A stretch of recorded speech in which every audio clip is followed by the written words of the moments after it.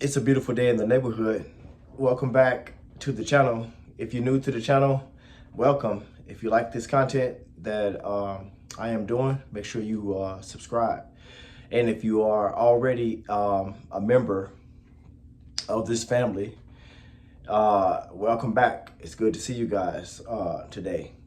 You know, I like this passage of scripture that comes from 2 Timothy chapter 2, verse 22. It tells us, it says, run away from anything that stimulates sexual sin. And then it goes on to say what we should do. It says, instead, pursue faithfulness. And it tells us to pursue love. And it says, and peace with those who call on the name of the Lord out of pure hearts.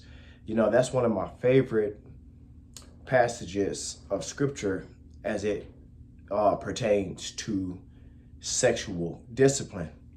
And I wish it was a scripture that one of my coworkers back in Memphis, Tennessee would have learned and put to practice, because that's something he did not do. Who got Granny pregnant? It's the name of this video. I know that the video is it's a little bit funny, it's a little bit comical, but let me tell you something. This story is nothing, this is far from comical.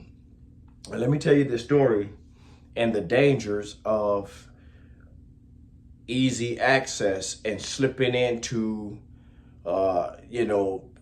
convenient situations. And the story goes as follows. Like I said, back in Memphis, Tennessee, I don't live in Memphis now. We are in Georgia. But this was back in Memphis, Tennessee, right around, I guess, 2008, when this happened. I used to do security for Regions Bank back in Memphis. And long and short, doing security, 12-hour shifts, you get a chance to meet a whole lot of people. And I was around a whole lot of people. I mean, when you're doing security, you have to open up. And this was at the headquarters branch.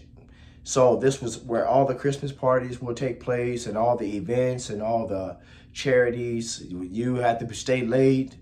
You had to lock the building down, open the building up. You know the procedure, for a person that's doing security. Nevertheless, there was a older woman that worked at this place. I'm not going to say her name. I'm going to say her name is Angie. That's not her real name. Let's just say her name is Angie. She was an older woman, maybe in her late 50s. She had been divorced and hadn't been in a relationship for about 10 years. And everybody at the job knew that she was kind of like, she was a loose woman. She was what the Bible would call a strange woman. She was loose in her morals. She hadn't been with a man and hadn't had a relationship, and she was kind of out there. And she was easy access, as I started out in the introduction of this video.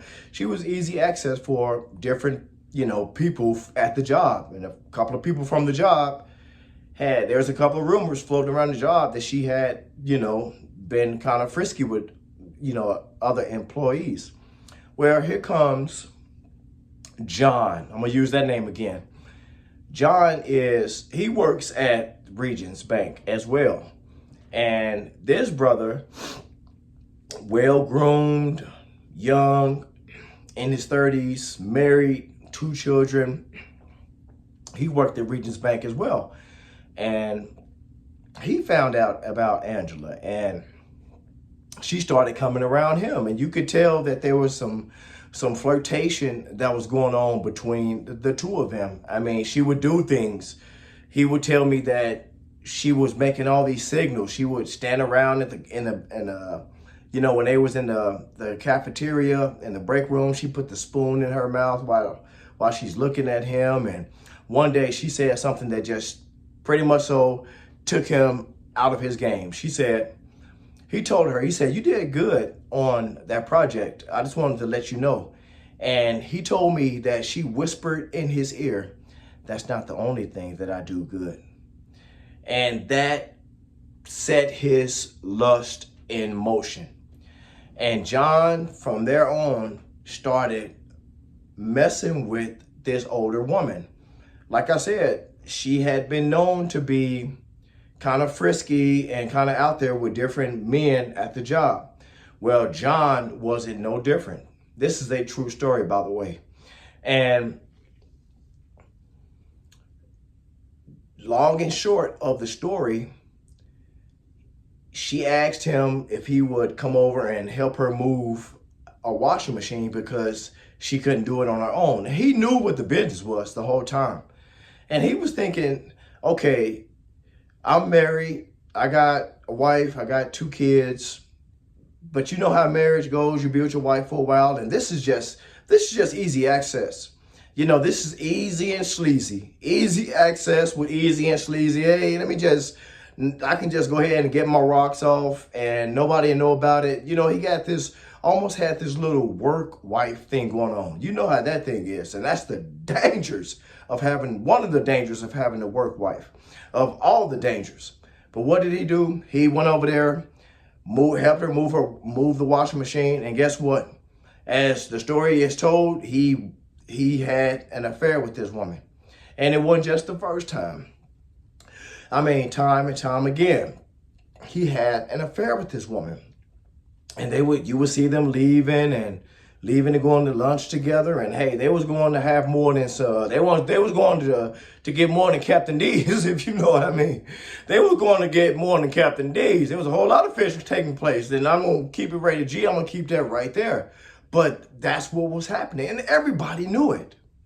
Long and short of the story, it came a point where she started feeling kind of bad.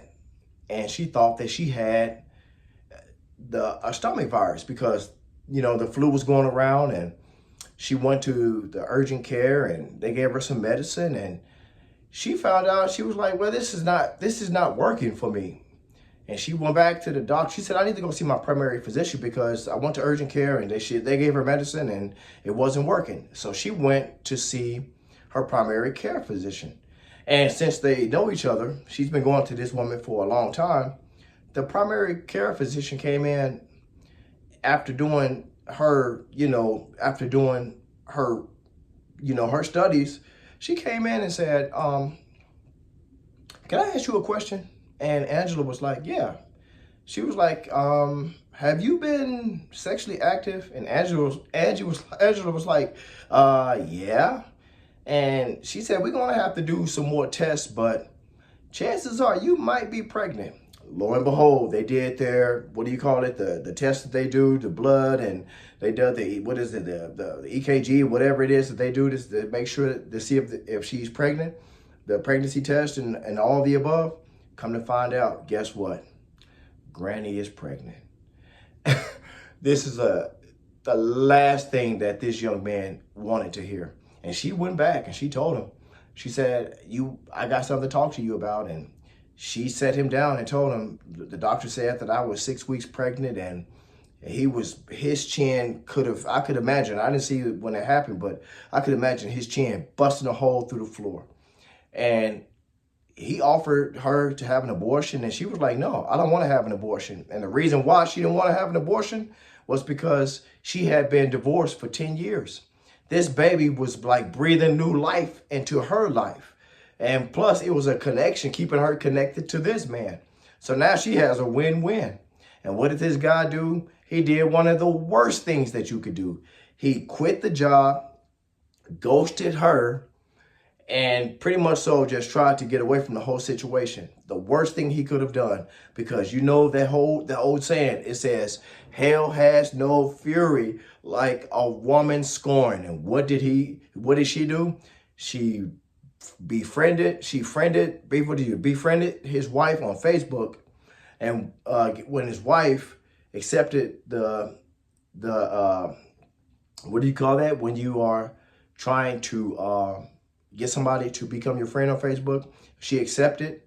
And when she accepted, she went into her, she directly messaged her and told her the whole ordeal. And John come home one day, and guess who's sitting on the couch? You got it. granny and wifey. And long and short of this whole story, that man to this day ended up getting divorced from his wife, ended up being put on alimony and child support for the 2 kids that he had, health care, daycare, and guess what else? And then ended up being put on child support for the baby that he had with granny. Now, what is my point today? What is the primary message today? The primary message goes back to the key verse that I started out with in 2 Timothy chapter 2, verse 22.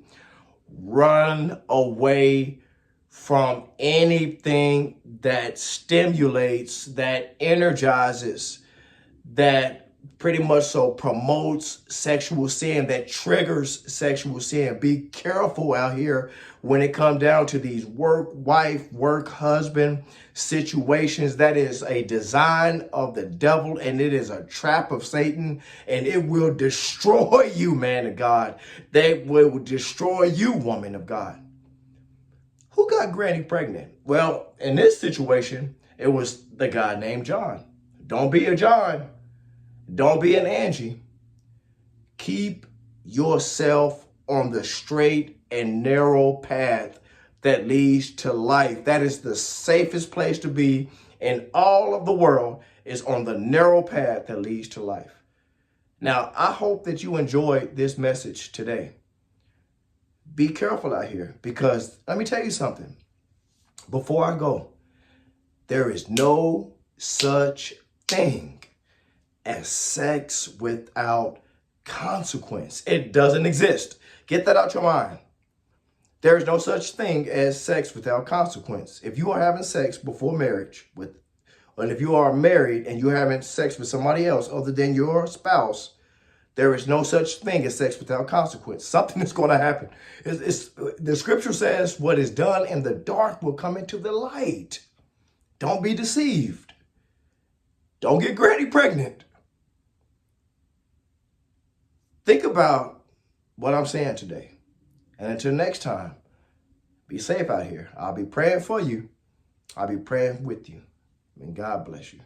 And as you see, I ain't too far away from the bed. I'm about to hit the bed. But I got a wife.